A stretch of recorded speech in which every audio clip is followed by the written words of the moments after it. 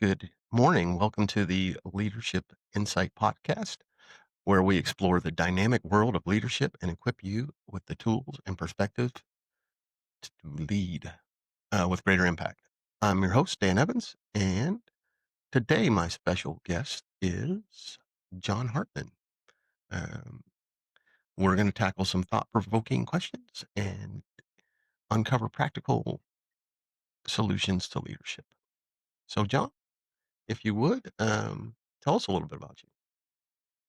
Well, good morning, Dan. Thanks for Wonderful. having me on. Thanks for coming, John. Yeah, beautiful morning here in Texas. To all the folks out there that aren't living in Texas, especially maybe in Montana that's watching me, don't worry, it's just as hot as we are.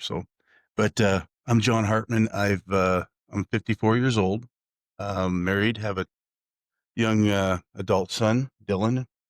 My wife is Melanie Hartman, and we've been together 27 years. Right. Um, I've went to I grew up in a small town in Clyde called Clyde Park in Montana, where we had about 350 people in our community. That was total. And I grew up with, my parents and my younger brother, but when you grow up in a small town like that, you have a lot of different folks that act as your family. And that instilled in me a lot of the traits growing up in a small town that I believe that we're missing these days. But with me, I went to school, graduated, played football in Minot, North Dakota at Minot State University. And once I graduated there with my bachelor's of criminal justice and associates in law enforcement, I went back to Montana. Couldn't find a job that would pay me enough to pay some of my school loans. So I got into construction. And from there, I just made a lot of different choices. And that's where I am today. Well, this is going to be interesting because you have a wide background of leadership from growing up in a small town where pretty much everybody has some sort of leadership one way or another, playing football, college ball, and working in or pursuing a degree in law enforcement, and then working in construction. So you got a great background. So this should be a good conversation. So let's just start with leading with purpose. What uh, what can leaders do to articulate a clear and compelling purpose within their teams? Dan, I know we talked a little bit before the podcast, and there's a library full of leadership books, Yeah. and I think everybody's probably dabbled into some of them or went to seminars, whatever career you're doing. And I find that one of the biggest things I've found to make a good leader, the people that I've followed and that have helped me through the years, because I've been in construction almost 30 years now. It's kind of stepping back. That's a long time, but it just doesn't seem like that. It just seems like I'd started yesterday. But the biggest thing it comes to me is leading by example. The best leaders that I've ever followed, they're the ones that have put themselves out there. They walk the walk, they talk the talk, and that's where I got a lot of my high points that I've tried to be successful as a leader in the industries that I've gotten into. Yeah, it's there is no secret sauce to leadership. There is no one size fits all. It is about everybody is has the ability to be a leader, and everybody has whether you have a position, whether there's a title on your door or a bullet on your um, business card that says whatever. Um, everybody has a chance to really impact a organization and be a leader if they want to be. And the biggest part of that is having the ability to walk it out. And there's like I said, we were talking beforehand, and there's and none of them are bad, and none of them are any better than the other, but there are a ton of leadership books and leadership styles and seminars, and I think one of the things that separates a good leader from a bad leader is whatever your philosophy of leadership is. Um, Whether you're a servant leader, whether you're a more direct leader, all those things is that you actually walk out what you talk. If you're, you know, if you're saying you're going to be a direct leader and then you have no follow through with um, discipline or any kind of correction, then nobody, it doesn't matter. You're not a good leader. And if you're, say you're a serving, a servant leader, and you're not living those principles that people can see it other than you have a certificate from somebody's seminar on servant leadership. So that's very important. Um, so I definitely agree with you on that. And Oh, I'm glad, Dan. I do appreciate that. That's nice. There's not a lot of room for us to roll around and wrestle here. no, So, no, and and I think that flows into the second topic is communication, um, because communication's more than just what you say. It's what you do. It's all those things, and so how you communicate beyond emails and text and Teams chats and whatever other mode we use today. You're there's some other things in communication that are really important, and how a good leader communicates. agree. The one of the points that I've always tried to take is when you're looking at a situation and you've got a team, whether what makes you a leader, if you don't have a team, you're not a leader. If you're if you think you can lead and do the whole thing yourself, then you're not going to be successful. So it's how you develop that team around you and how you communicate to those folks is very important. Um, you've got to look at how much, who do you have? You got to evaluate them. You got to spend time with your team, with the people around you to understand their strengths and weaknesses because we all have those. And if we can help develop that leadership qualities in other people, because eventually you want to step up and you want to take another in it, whether it's a corporation or another role in a company or in life. If you're not developing somebody below you to take and help them take your spot so you can come up and try to stretch your career a little bit more, you're not being very successful. You're going to be in that niche for a long time. And unfortunately, a lot of folks, they don't, they don't like to communicate their whole plan. They like to keep that stuff into them. And I learned a long time ago, I've got a lot of folks that I've worked with, a lot of project managers, and what they would do is, um, we'd get together, we would talk about things, we would, um, kick ideas around after work, everybody would leave, which was a good example of, you just, when you're working, it's not a 9 to 5 thing. You're always, especially with today's technology, you're texting and you can set up meetings and things like that. So I really think that, if you're not communicating with those folks, you're not setting them up for success and you're not setting yourself up because if you're it's your weakest link. I think that's one of the things that people say you're only as strong as that weakest link in your chain, and the better your chain is stronger, the better your team's going to be and your company be more successful for it. Yes, I think as you're talking, if it goes to how somewhat leadership and organization of the military works.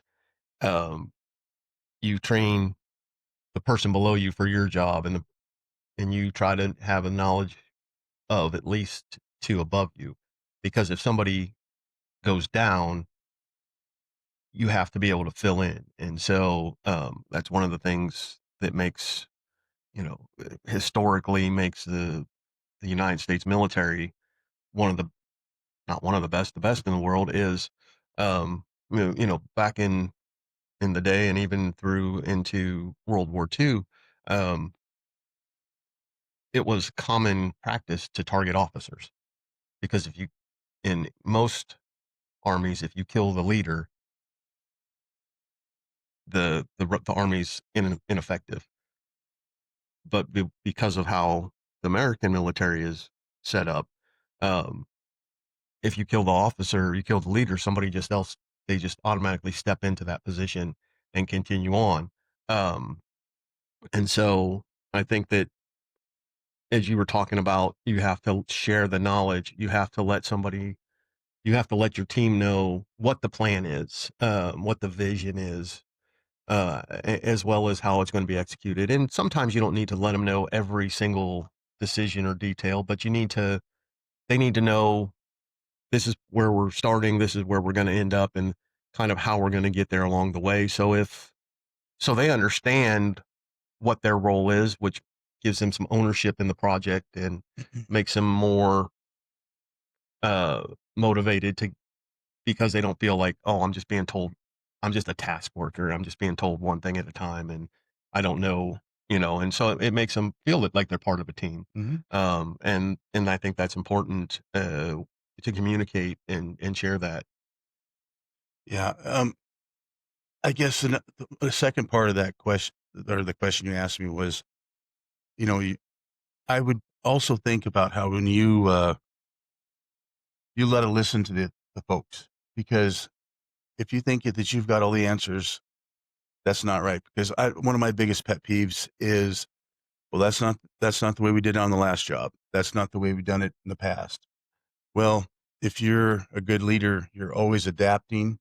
You're understanding new technologies, new ideas. Some of these folks, whether they're younger than you or they're coming in from a different area of or another career that they're crossing over, there's areas where you can listen and you can take those different approaches and put them into your plan. And that way, it also listen to them, but also giving them feedback and then letting them know that they're part of if they've got part of that plan, they're going to work harder for it. They're going to want to do a better job because you're giving them that opportunity to have that piece of the resolution. And I think that's really important because when they leave at the end of the day or the end of a project, they're thinking, I helped build this. It wasn't just, well, I just crunched a bunch of numbers for a guy. So, Very true. So that if we started to address this, the navigating change.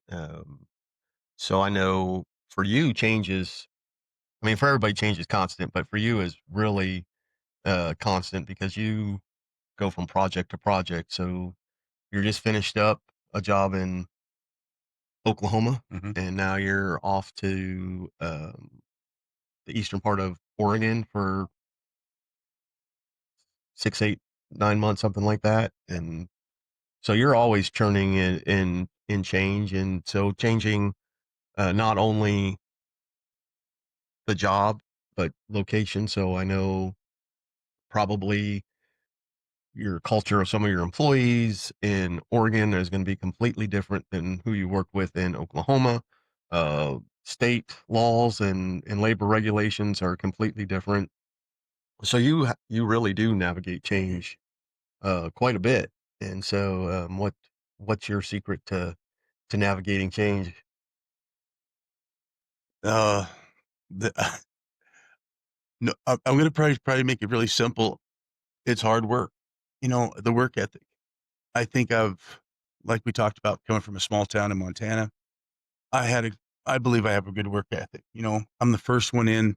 I try to be the last one out. Sometimes my guys they'll start picking up on that, and then we're there. We're following up and following through on things. That's a big thing.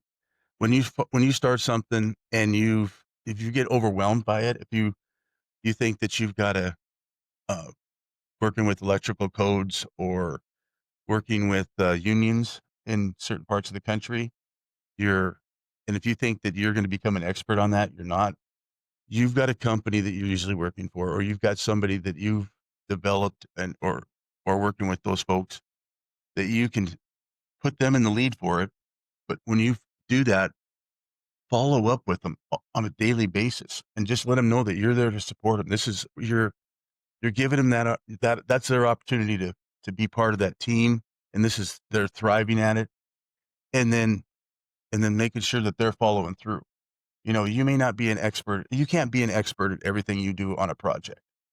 If you think you're going to be the best at whatever, let's just take my field for example, electricity. You know, we're substations, transmission lines, battery storage facilities, and when we're getting into more stuff too. But I'm not an expert on everything, but I try to surround myself or know people in my company or around me that I can call and get a conversation going with. So when I go to follow up with somebody, if they have a question, I'm going to be honest with them. I don't I don't lie to people. I've quit companies because they've asked me to lie to a client.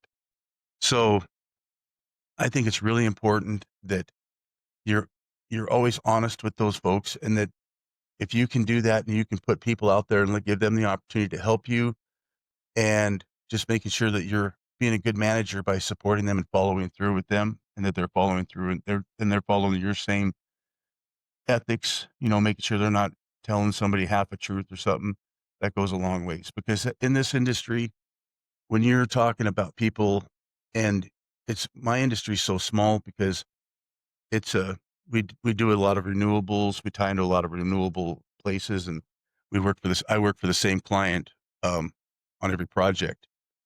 And if I end up saying or doing something that's dishonest or, um, unethical, that could be my job, and plus it's my reputation.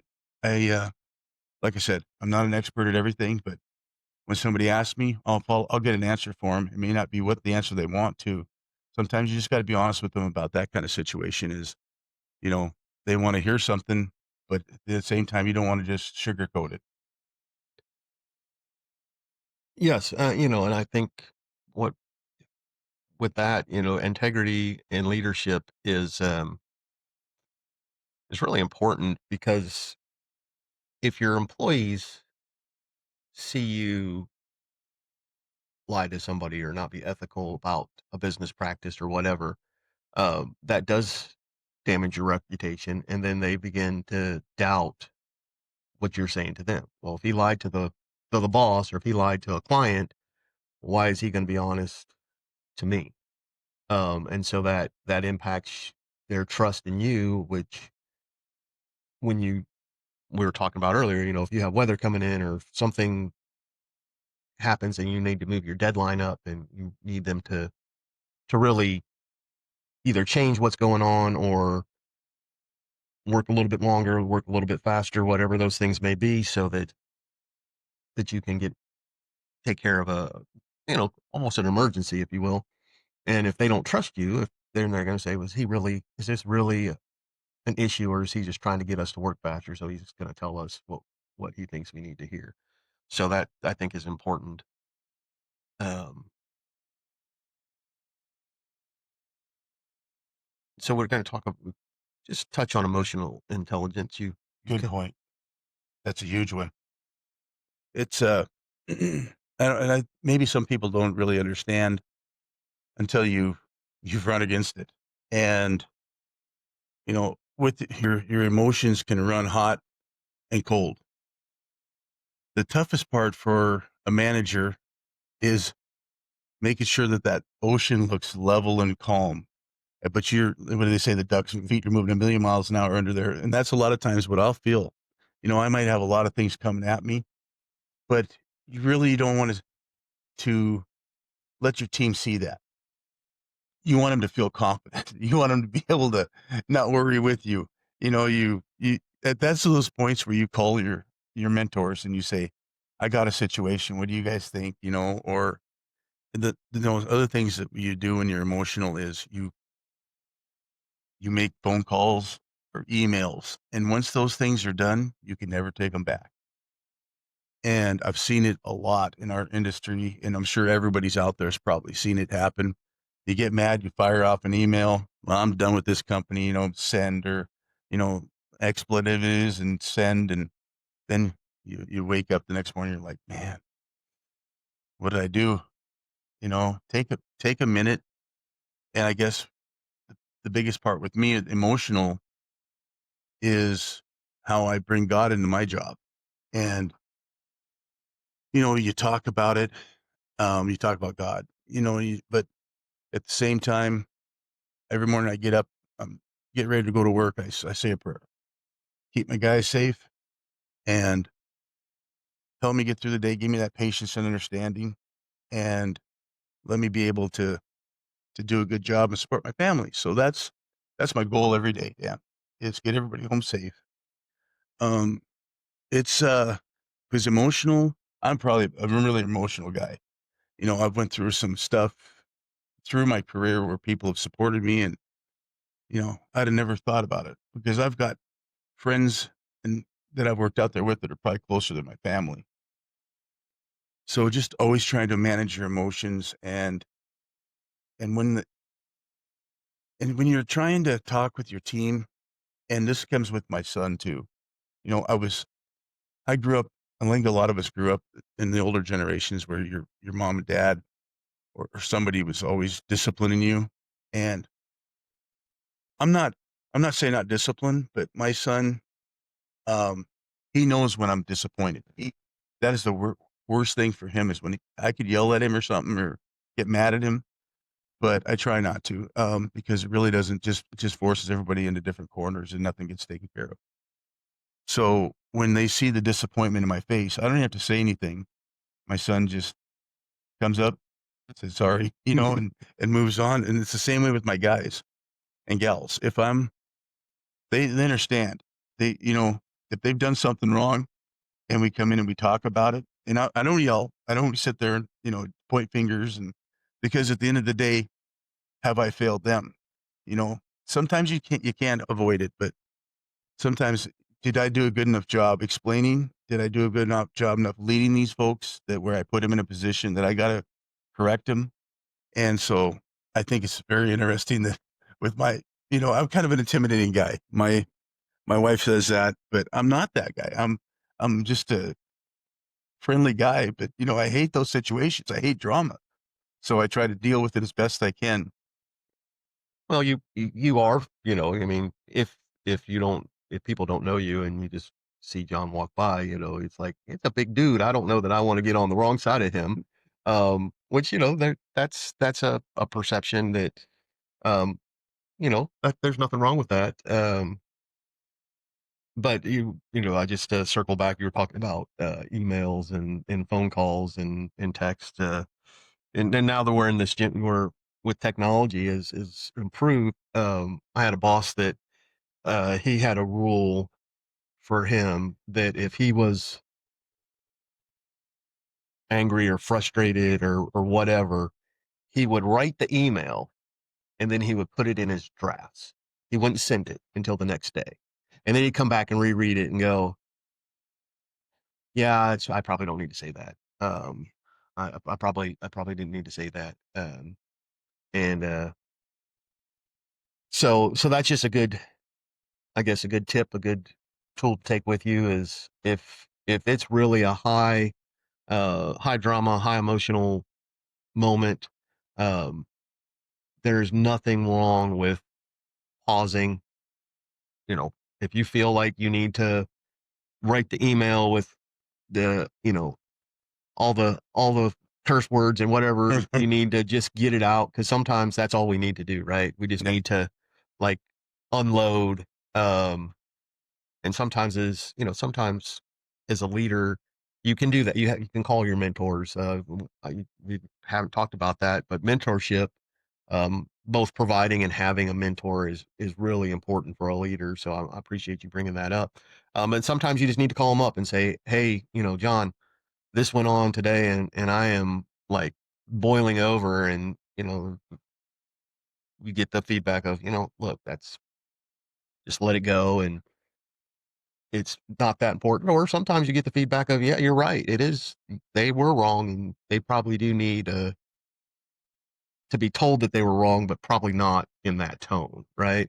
Because tone, as we talk about communication, tone, body language, all those nonverbals are very important. And sometimes in a written, like in an email or text, the person reading it gets it in whatever mood they're in. So if you can write something and you weren't being disrespectful or angry, the person on the other end is having a bad day and they're like, "Oh my goodness, I can't believe John just wrote that to me," or Dan, or and they're mad, and you're like, they call you up. Why did you do? Why'd you say that? And it's like, what are you talking about? I just said we need to change the project. We need to change this on the project. I wasn't saying it was your fault. We just this is it. It is what it is. So having the ability to do that is pretty important. And um, So I got a little story. oh, good. And I like so. I was, yeah, I was down in South Texas, down by Harlingen. Um, we were doing a wind farm, and this is about 12 years ago. And we get down there, and I've never worked in that area. I've never been around groundwater that was about 6 inches below ground. We were that close to the coast where we were getting salt water, and we're digging, 8.5 foot holes out there. We're supposed to dig 8.5 foot holes, build these foundations, put these turbines up. We were doing a wind farm. And I get to the first one and they tell me down there, there's no brackish water. Now, brackish water, salt water. We'll just call it that for everybody that doesn't know what brackish water is. And they're like, okay. So they said, you can pump all that into these farm fields. And there was, in 1 mile, there was a foot of drop in 1 mile. That's not very much drainage. So so out there, we were going to get some clay started. We were scratching off a little topsoil. And that day we went out there and there was water standing about 6 inches down where we take the topsoil out.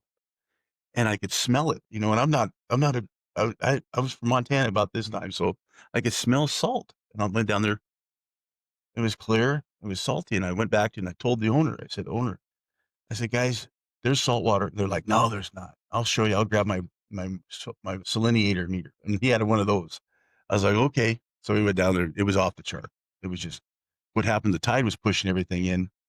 It would push that groundwater up during the evening. Well, we started digging these holes, and I mean, we had started the first hole. We had frac tanks up there pumping water, thousands of gallons of water a day, and we're hauling it off to these ditches. And we said, well, let's start the second hole. We'll put some wood mats in there and we'll start digging with these big excavators and we'll start dewatering them. And second hole, same way. And me and my foreman, we're trying everything, we're talking about it. And third hole was the same way. And we're talking thousands and thousands. We have tankers just hauling water out. And it's going to cost the owner millions of dollars to pump to keep going this way if we could ever get it to go. And I'm like, you know what? So I had a general superintendent that worked for us, and I called him up. I said, I need you to fly down here from Minnesota. And he flew down, and I'm sitting up there with my hands sitting on this dirt pile with my hands just kind of cupped like this. And Gary comes out. And I said, Gary, I said, what am I going to do? I said, I've done 100 jobs. And he goes, well, let's figure it out. So we ended up figuring out we had to put some of these pumps in. But he told me, he said, John, if you'd have kept going on this, he goes, I probably would have had to fire you because you wouldn't pick up the phone call, pick up that phone to ask me for help because, because this is a big deal. So at that point, I've learned a little bit about humility and because I was out of my depth. And I hope that people understand that a lot of times you think you're doing the right thing by trying to get it and force it to be done when it's wearing on your emotions, it's wearing on your team's emotions, the owner's emotions, and that bleeds into your family. That when you go home frustrated and I'm away from the job, my family, and I call them at night, they can feel it and they're like, what's wrong? And by simply just making a phone call and getting somebody down there and showing them that I need help. It went a lot further than it did me trying to just do it on our own. So I just wanted to bring that kind of a point up to drive Well, that one that home. is a good point. Having a mentor and having the wherewithal in yourself, because part of leading is leading ourselves, and so just being able to say, what, I don't know, I need help, and that doesn't make you weak. That actually makes you stronger. That was a great example of how it makes you stronger. So, we got the train coming. We got some rain. This is just good stuff here in Oh yeah, on a Texas morning. So, let's talk about. I think a good place to go to this one. Let's talk about some of the best leaders that you've ever worked with. And so, on the best leaders, because I'm going to ask you about here in a minute, I'm going to ask you about the worst leaders. The worst leaders, we just won't name names, but the sure. best leaders, give them a shout out because Okay. we want to promote and talk about good leaders. That's what we're about. So talk about some of the best leaders that you've had had the experience, had the privilege, the pleasure, however you want to look at it, working with. All right. So my career, I was I came into construction to become a manager. I was older already because I had done a lot of stuff before that. And so I came in with these field engineers, they called them. These guys had construction management backgrounds or engineering backgrounds. And they come in and we'd have 4 or 5 of them in every trailer for each trade. And so I was 32 at on my first job when I was salary. They moved me to salary and they put me as a field engineer. And I was like, I felt out of place because I didn't know anything about computers. Computers were at past floppy disks and those little hard drives. It was now as so. Um, I and I was watching these guys over the career that I built up, and I'd worked with 2 different project managers. One was Rick Christensen, and the other one was Ludlow Howe. And I'll talk about Rick first. He was a great guy. He'd been the same way. I felt that to make my career good, I needed to know a little bit more about each trade. And we were starting to see some of these field engineers come in and they were getting promoted quicker because they had a degree. But they would be a site manager and they would only work one trade. Well, I tried to be a field engineer. I went to 4 different jobs to learn about cranes, about foundations, excavations, and substations and collection lines. So it took me a while. My wife was like, "Well, John, we got it. Your career, you want to get that boost up, and you're getting older." And I'm like, "But honey, when I want that site manager position, I want to know what I'm doing so I know if somebody's doing their job right or not." And it's hard to tell that to people. And I felt that I was maybe taking a little bit slower track at it. And so I talked to Rick. Rick, he comes out and I said, "Rick, you want to drive the site with me and take a look at it?" And I told him, I said, I just trained these field engineers because at that point I started being a trade superintendent. And I said, I'm training these guys and now they're my bosses on the next job, and he told me, he said, John, he goes, he'd been working for the same company for 28 years at that point. He said, it's like a star. He said, you're a constant star in the sky. Now, these younger guys or gals that want to shoot past you, they're that shooting star. He goes, they're coming up, they're going, going, going, going, and all of a sudden they hit that limit where they don't understand and they haven't got the skill set to develop, and then they fall down. And he goes, I've been around it. He goes, trust me, I've been around this. He goes, just be patient. You're on a good track. I think this is what we're developing you for this, and whatever you do in life, it's going to carry over with everything. And that has always stuck with me. Sometimes it's you don't get everything fulfilled right away, but maybe that was God's plan too. Working and understanding so I'm more successful at what I can do to help the company out and my wife and son. And that's where I enjoyed that part of it. With Rick, he was a good guy. And then when I first came on to the first company I went into renewables was with Blattner Energy. good company out of Avon, Minnesota. My project manager was Ludlow Howe, and he had cancer, the same type that I ended up getting while I was working there. We were down in Hardin, Montana, working on a coal fire power plant, and we were when I was in the union actually, and they sent me down to go down there, and I'm like, oh, it was wintertime. I had a job, uh, side in hotels, they were paying me cash, right? Oh, hopefully that. But anyway, they were.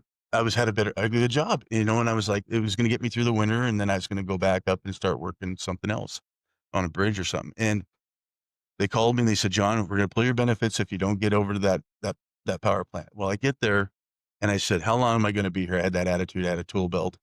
They said 3 weeks. We're going to just do some foundation work, and I'm like, okay. Well, we ended up getting another foundation and another foundation and another then I did a little bit more. And so I ended up being there for quite a while. Well, Lud had found out that when I was there, I ended up getting cancer, at Hodgkin's lymphoma. And Lud had the same kind I did. And I'd been there about 8 months, and I was in the field working, and I found a knot in my neck. And so I went in, had a biopsy, and I come out, and they found 3 lymph nodes that they removed, and they were cancerous. So Lud pulled me in the office, and he said, "John," he goes, I was hourly guy. They could have just laid me off and sent me home. And he's like, "Well," he goes, he goes, "You're going to start treatments," and he knew all about it. He goes, you're going to do chemo, then you're going to do radiation. And you're going to be okay for a while, but do let me know how you feel." And so they moved me into the office to help out with the field engineers, to help the young guys because I knew more of the field stuff. So at that point, Lud seen something in me, and I got through cancer. I got through with Lud. They ended up saving. I was there with Lud at the end, me and him in a job trailer down there finishing this job out, and I felt like, oh, it's just like, well, we're getting close to the end, and I'm kind of wrapping things up. And he's like, well, he goes, do you think you want to go up and do a wind farm up in or not Hardin? I'm sorry, up by Harlow, Montana. Be the first one in Montana. And I was like, well, yeah, I'd love to, but um, I don't think that was a union job. And he's like, oh, okay. And so he just left that late. And then one day I was in the trailer, and Lud said, I'm going to town. I'll catch up with you later. And we were just wrapping up. I was doing job books and finishing up all the little stuff. And Lud left, and that was kind of weird. But all of a sudden, 3 people come in the office. And I said, hi, can I help you? And they said, yeah, we're from Avon, Minnesota. We're with Blattner. One was our HR person, one was our vice president, and one was a site manager. And they walked in, and I said, "Sorry, Lud's not here." And they go, "Oh, we're not here to talk to Lud. We're here to talk to you." And so at that point, they said, "We'd like to bring you on as a field engineer, and we would get you a salary, but you wouldn't be working in the union anymore. But it would be more of a instead of working 8 months out of the year and then 4 months off in Montana because you couldn't work any. It's just too cold normally. Would like to hire you?" And I said, "Well, I don't know anything about field engineers or how I watch them, they just a lot of stuff." And he said, "John, you've been doing their work for the last 3.5 months. We got rid of every single one of them. We got rid of one at a time. So they had the plan for me this whole time. They had set me up for 3 months. So he started my career, and I felt how that's how you treat an employee. And I've always and Lud's still on my speed dial. He Yeah. is. So sorry that took a little longer. No, no. And, as you were telling that story, I was thinking about, you talked about having, God is part, I was just the whole way as you're going through some of this about, um, your 2 mentors and how God has a plan for us that we don't oftentimes see, so most people would say having Hodgkin's lymphoma is not a good thing, right? Getting cancer is not a good thing, but what most people would consider a bad thing moved you into, because Lud was there and he Mhm. understood what was going on, moved you into the office, got you into the next level of your career.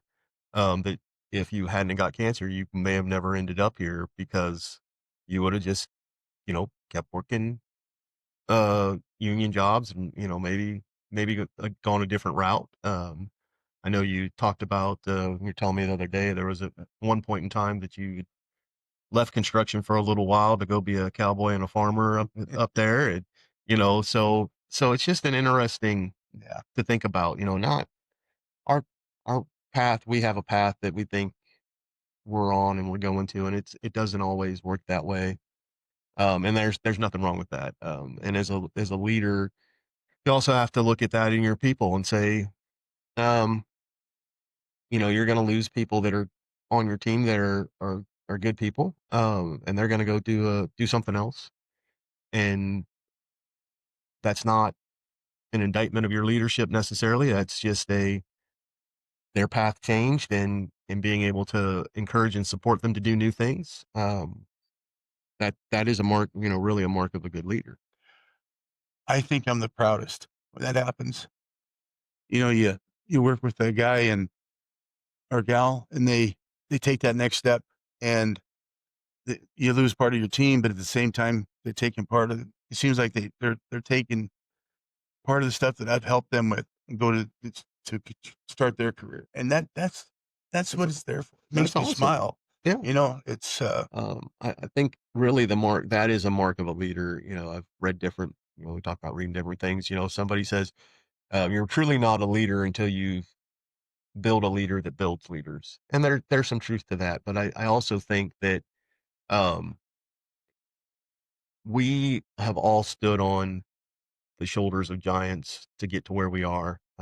Whether, you talked about your two good bosses that, uh, you know, you still today kind of standing on their shoulders, and our job as leaders is to develop people that can stand on our shoulders and reach higher.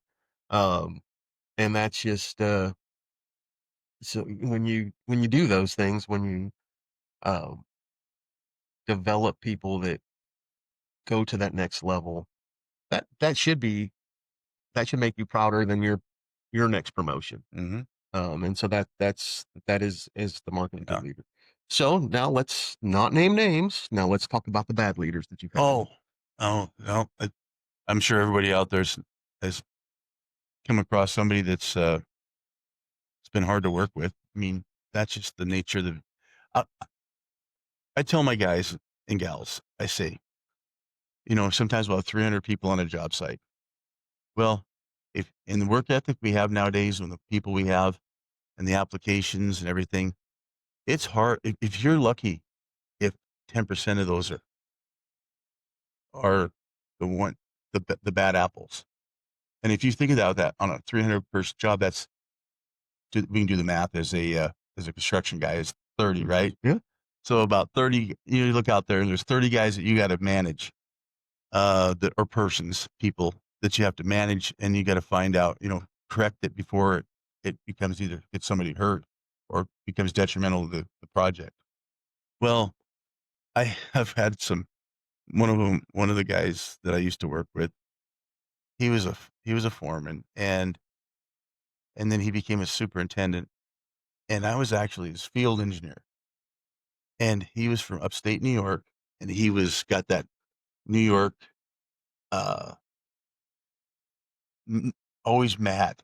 Just it didn't matter if it was going good, he was just mad, and I remember we were in a we were backfilling a foundation, and one of the guys was in a sheep's foot roller, and then we were trying to get compaction so we could go test it and go to the next one, and so there's a tester there, and he would test every lift, and we had 7 lifts, and he come up there and he's watching. I'm in the truck. I'm trying to learn, right? I'm in the truck and he's just sitting there and he always had his hair slicked back. And he would get so mad, he had a vein that would start pulsating and his hair would start shaking because it was all stiff. And I could just look over at him and I see him, he just reaches down and gets his hard hat. And he gets out and he points to that roller operator and throws his hard hat and just bring it, get it over here, a lot of expletives, gets out, gets up there, says, no, you're taking too long. You're wasting time. You know, watch me, just 3 times around, test it, pass. And he gets back out. He's like, that's how you do it, and I got back in the truck with him afterwards.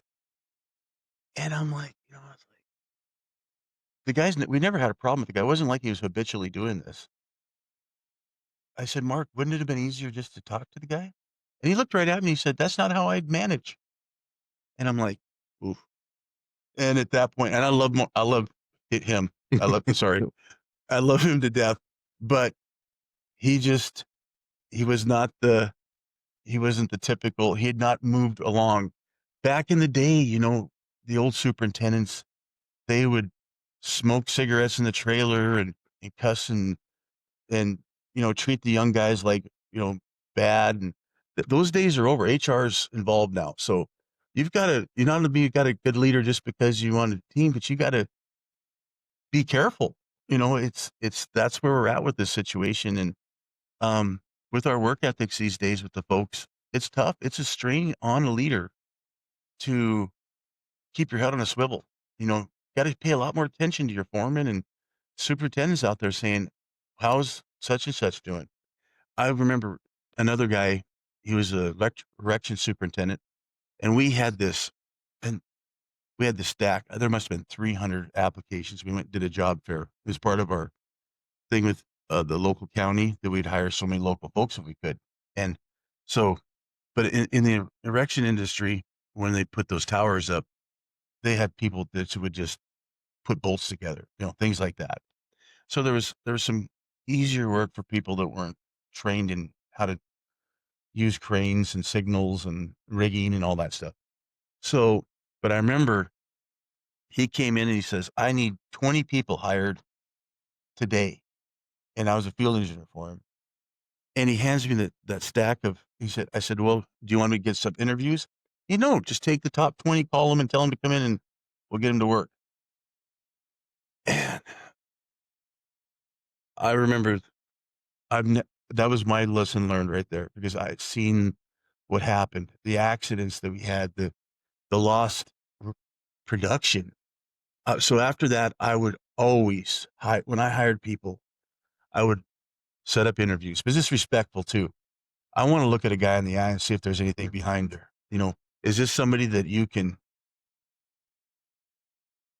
trust that's going to be there? Does he have something back? Some people just are not a good fit for certain roles. And you don't want to try to drive that person. You're not doing him any favors, because you're going to end up getting rid of him or hurt, or somebody hurt next to him. And you're just going to end up training somebody, spending hours and hours training. And then it's going to be a failure. Um, and I think over the years, every superintendent, every leader, every person that's been around long enough, that's something that should be part of your forte, is knowing your people, knowing what you have. And if you don't, I don't think you're going to be a successful leader, because that's you got. I always use my guys as bullets. I got certain different guys with certain strengths, and I got my revolver. And I'll tell the guys, I'll say, well, I'm going to put in Joe. He's my quality guy up in Oregon. I'll put Joe in there because Joe's quality. Shoot Joe at that problem, or I'll put Hector or safety Jimmy in there, or you know, you got a bullet for you take it and you put it to that guy, and that's his situation. His strengths, but sometimes you don't want to, or you want to develop him a little bit. You can put him with a Jimmy or somebody and help him out, but you got to know your team, and that's just fair to everybody, Dan. Yeah. All right. Well, we're going to wrap up here Oh, pretty quick. I got a couple more things for you, and then okay. um, so the last thing I want to talk to you about is and I think really we've talked about all of our topics, just kind of wove into our conversation. Um, but we talk about developing future leaders, and in that we also kind of talk about leading across generations and things like that. So you've been around the industry for, you said, 30 some odd years. Talked about how, when you came in, the management, does foreman, the superintendent, they were in the trailer smoking cigarettes, drinking coffee, or whatever else, Yeah. and they would cuss you out probably as quick as they'd say hello to you. And so you've seen that change, um, and then now you have newer employees that are, um, probably more technologically savvy.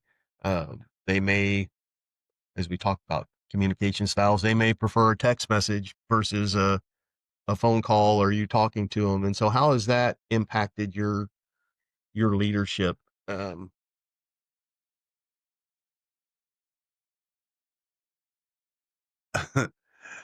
We've got a generations that now that are the older generations are retiring and getting out of the business.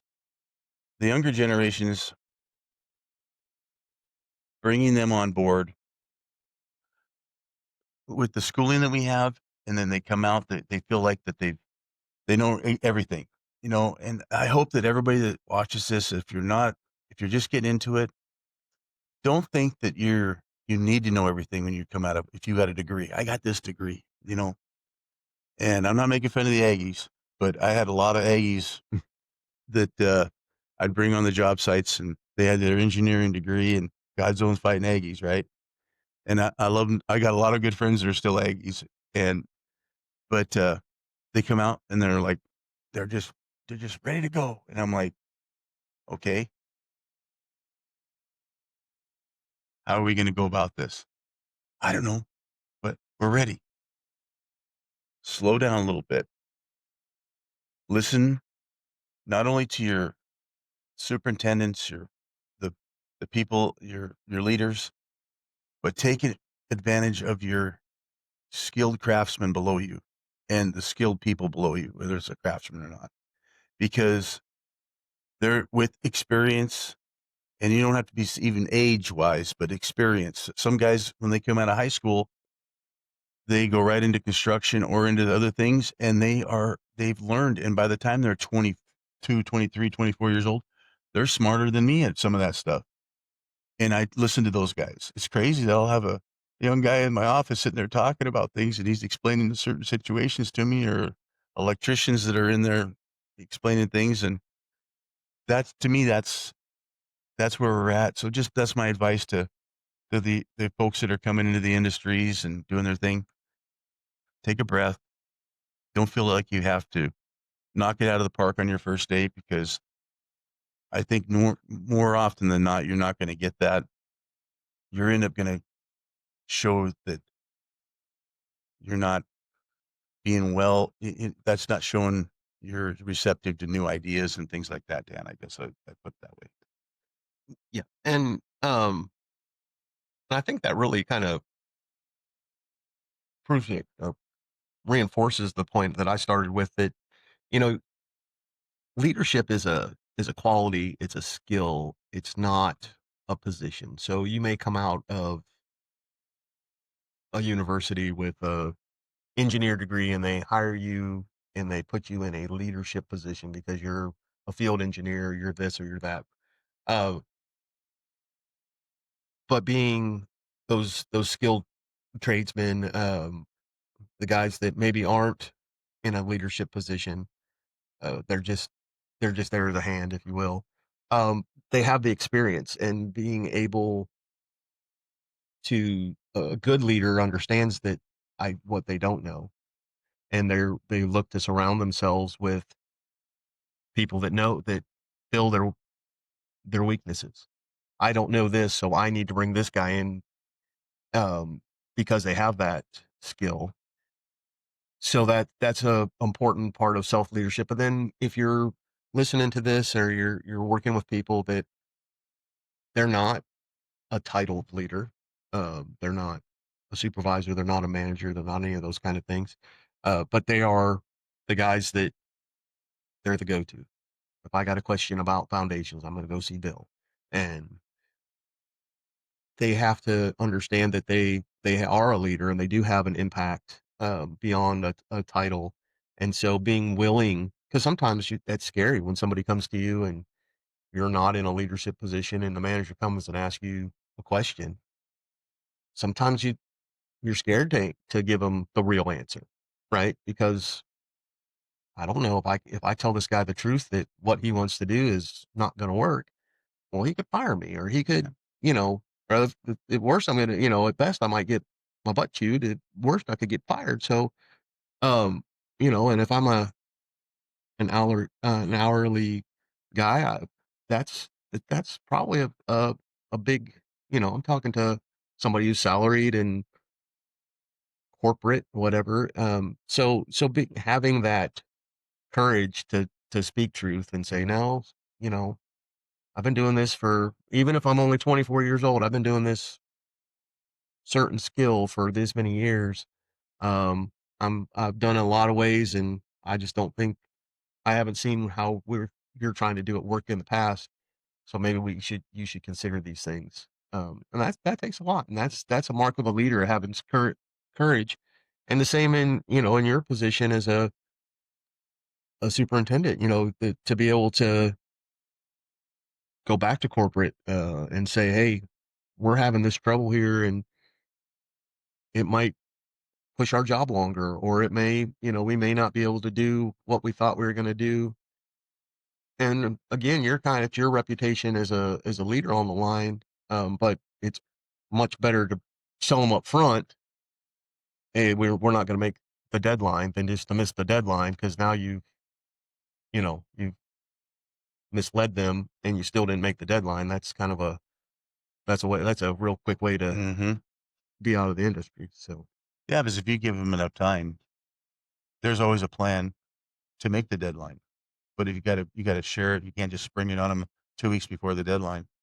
Because I've been in that situation where I think I can get it done, and you don't get it done, and then you're in big trouble because it impacts your reputation and financially for the project. good project. Yeah. Well, John, do you have anything else you want to add to our conversation this morning? No, I sure appreciate you having me on. I enjoyed this time, John, and I definitely thank you for being here. Thank you for your time. I'd like to thank our subject matter expert and producer over there, Kellyanne, from Cardwell Creative, a social media management company. Thank you for being here and providing us the technical support. We also want to thank Rowdy Decker and the Rowdy Decker Band for letting us use excerpts from his 2002, 2023 release of Blue Collar. So if you're one of those folks that like social media, make sure to find Kellyanne and Rowdy out there, and you'll be pleasantly, you'll have some good stuff for them. So I'd like to thank you all for listening and sharing. We had a whole 15 viewers last month when we yeah. did Rick. So let's see if you can get us up to 30, Well, I'll John. try. I'll try. But Was it we thank everybody for that did listen to the Leadership Insights podcast. Um, I'm Dan Evans. We have Evans Leadership Insight Group. It's a veteran-owned company specializing in leadership consulting, coaching, and training. And if you are looking for any of those things in your company, get a hold of us, and we'd love to talk to you. And with that, I think that's it. So thank you. understand? Zip ties, duct tape, and baling wire, holding this world together.